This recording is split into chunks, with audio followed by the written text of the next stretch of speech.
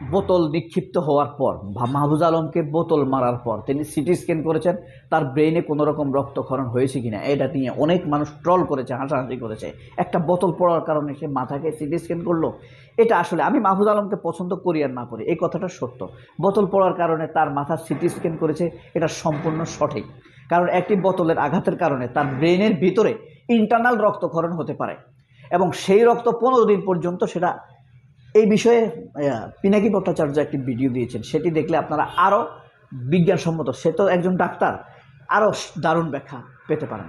তবে হ্যাঁ, তার সিটি স্ক্যান করাটা সঠিক।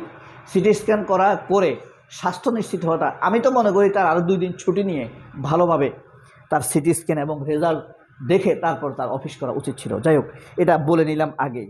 তবে মাহফুজ আলমের মাথায় যে বোতল নিক্ষিপ্ত হয়েছে, এই ব্যাপারটা আমার কাছে কিছুটা সন্দেহ হয় এটা পরিকল্পিত। কারণ কি, এর আগে মাহফুজ আলম একটি বক্তব্য দিয়েছেন যে বাংলাদেশে পাকিস্তান পন্থা বাদ দিতে হবে, অথচ বাংলাদেশে পাকিস্তান পন্থা বলতে কোনো কিছু নেই। বাংলাদেশে স্পষ্ট বলে রাশিয়ান পন্থা আছে। এই যে সিপিবি, তারপরে আপনার বাসদ, এরা কিন্তু রাশিয়ানপন্থী রাজনীতি করে, চীনপন্থী রাজনীতি আছে। ওই যে আপনার চোখ বন্ধ আওয়ামী লীগের মন্ত্রী ছিল না একটা, দিলীপ কুমার বিশ্বাস, এই জাতীয় কিছু একটা আওয়ামী লীগের শিল্পমন্ত্রী ছিল। তারা চীনপন্থী রাজনীতি করে, স্পষ্ট তারা বলে আমরা মাওবাদী, তার মানে চীনপন্থী। মাও সেতুং তো চীনের লোক, মাওবাদী রাজনীতি চীনপন্থী। এরপরে বাংলাদেশে এই যে সিপিবির আওয়ামী লীগপন্থী রাজনীতি করে, ভারতপন্থী রাজনীতি করে। এরপরে গিয়ে আপনার স্পষ্ট ভারতপন্থীরা, আওয়ামী লীগ ভারতপন্থী রাজনীতি করে। অথচ বাংলাদেশে কেউ কোনোদিন বলেনি আমরা পাকিস্তানপন্থী রাজনীতি করি, কিন্তু মাহফুজ আলম এই কথা বলে জামাতকে ইন্ডিকেট করেছে। শুধু তাই করেনি, বোতল খাওয়ার পরে, মানে বোতলের আঘাতের পরে জগন্নাথ বিশ্ববিদ্যালয়ে গিয়ে জগন্নাথ বিশ্ববিদ্যালয়ের শিক্ষকদের সামনে স্পষ্ট করে বলেছে যেখানে যেখানে যত শিবির আছে তাদেরকে বের করে দিতে হবে, শিবিরের লোকরাই তার মাথায় বোতল মেরেছে। এই যে আন্দাজে কথা বলা, বিচার বহির্ভূতভাবে কথা বলা, শাহবাগীদের মতো বা সিপিবির মতো, ভারতীয়দের মতো, এই কথাটা সম্পূর্ণ ব্যক্তিগত ক্রোধ, বিদ্বেষ, হিংসা থেকে হতে পারে। এটি শপথ ভঙ্গের নামান্তর। যাই হোক, বাংলাদেশে যেহেতু এটা হর হামেশা হয়ে থাকে, এটা শুধুমাত্র মাহফুজ আলমকে আমি শপথ ভাঙার জন্য দোষ দেই না। মাহফুজ আলম সেখানে ব্যতিক্রম হবে কেন? যেখানে শেখ হাসিনা এত ভয়ানকভাবে জামায়াতের উপর অত্যাচার করেছে, শেখ হাসিনা মাহফুজ অত্যাচার করতে পারে, সেই মানসিকতা পোষণ করতে পারে। আরেকটি বিষয় হলো, তার মাথায় যে বোতল নিক্ষেপ হয়েছে এটা কি পরিকল্পিত হতে পারে কিনা, এর কারণ আমি আপনাদেরকে 1 মিনিটে ব্যাখ্যা করি। এই যে যখন মাহফুজ আলমকে বোতল মারার পরেই সে কিন্তু অন্য কোনো রাজনৈতিক দলের কথা না বলে শিবিরের কথা বলল। সে কিন্তু আওয়ামী লীগের কথাও বলেনি। তার ক্ষোভ যদি আওয়ামী লীগের প্রতি বেশি থাকতো, স্বাভাবিকভাবে যদি ক্ষোভ থেকে বলে থাকে, তাহলে আওয়ামী লীগের প্রতি ক্ষোভ থাকবে, আওয়ামী লীগের প্রতি সেটা ঝাড়বে যে তোমার ইউনিভার্সিটিতে যত টিচার আছে আওয়ামী লীগ, তাদেরকে বের করো। এই বক্তব্য কোনোদিন এই মাহফুজ আলম দেয়নি, কিন্তু শিবিরের কথা বলেছে যে শিবির যেখানে যেখানে আছে, শিবিরই আমাকে বোতল মেরেছে, তারাই আমাকে ট্রল করছে, তাদেরকে তুমি বের করে দাও।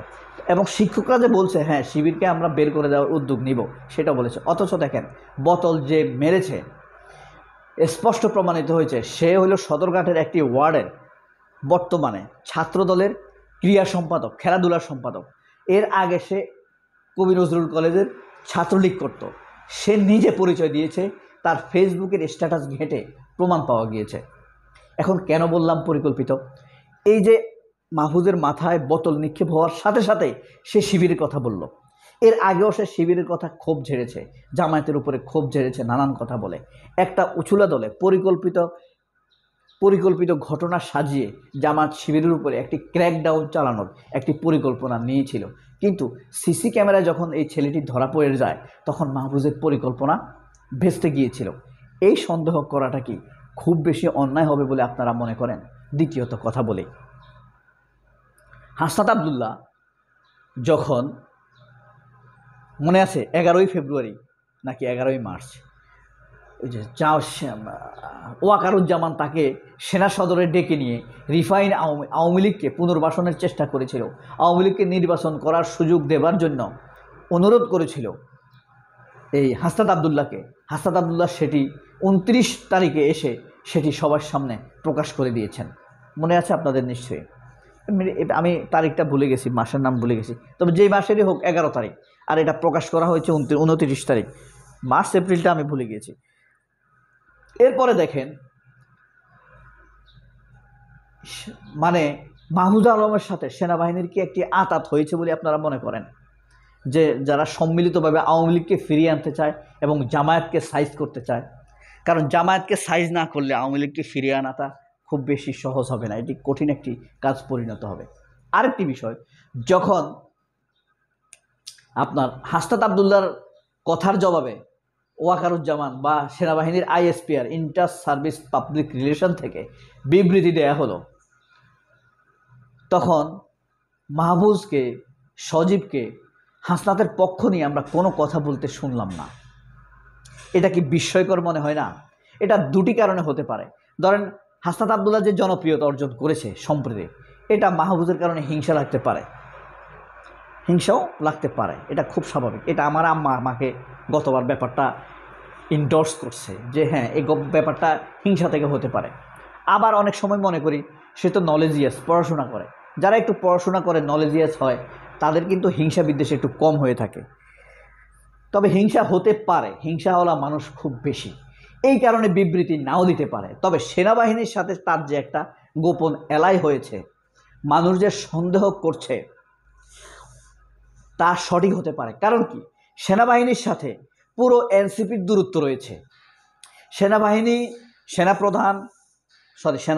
সেনাপ্রধানের কথা বলছি আমি, যত জায়গায় সেনাবাহিনীর কথা বলছি সেনাপ্রধান ওয়াকারের কথা হবে সেখানে। আমি পুরো সেনাবাহিনীকে পছন্দ করি, ওয়াকারকে আমি এলাই করি না।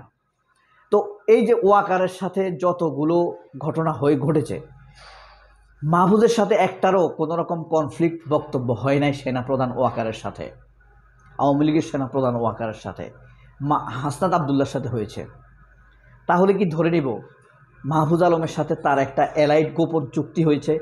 এই চুক্তির প্রথম কাজ হবে আওয়ামী লীগকে পুনর্বাসন করা এবং জামাতকে সামাজিকভাবে সাইজ করা, একা করে দেয়া, যেটা এখন চলছে। মাহফুজ যেটা শুরু করে দিয়েছে, এটা সেনাবাহিনীর প্রেসক্রিপশনে মাহফুজ করে থাকতে পারেন। আরেকটি বিষয়, যেই ছেলেটি মাহফুজ আলমকে বোতল নিক্ষেপ করেছে সেই ছেলেটিকে জিজ্ঞাসাবাদের জন্য ডিবি ধরে নিয়ে গিয়েছিল, এরপর ছেড়ে দিয়েছে।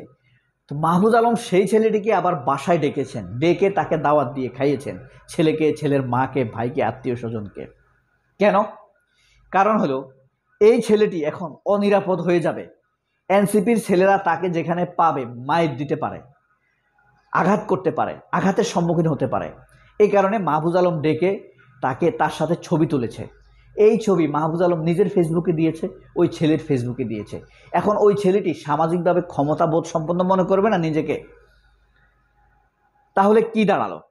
ওই ছেলেটির নিরাপত্তার কথাটি মাহফুজ ভাবলো, মাঝখান দিয়ে কি হলো? শিবিরকে অনিরাপদ করে দিল মাহফুজ। মিথ্যা কথা বলে, মন গড়ো কথা বলে, ক্ষোভ থেকে কথা বলে জামায়াত এবং শিবিরকে অনিরাপদ করে দিল সমাজে। যদিও এটা সম্ভব না, আওয়ামী লীগের চাইতে অত্যাচার আর মাহফুজ কীভাবে করবেন? তাহলে কি বুঝতে পারলেন? এই যে ছেলেটার নিরাপত্তার কথা ভাবলো মাহফুজ, জামায়াত ইসলাম বা শিবিরের নিরাপত্তার কথা ভাবলো না। ওয়াকারের সাথে গোপন আতাপ, সেটি সন্দেহজনক।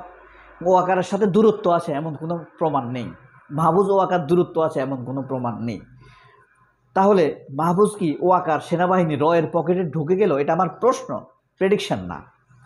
বিবেচনা তো আপনারাও করতে পারেন। সবাই অনেক ভালো থাকবেন। আল্লাহ হাফেজ, আসসালামু আলাইকুম।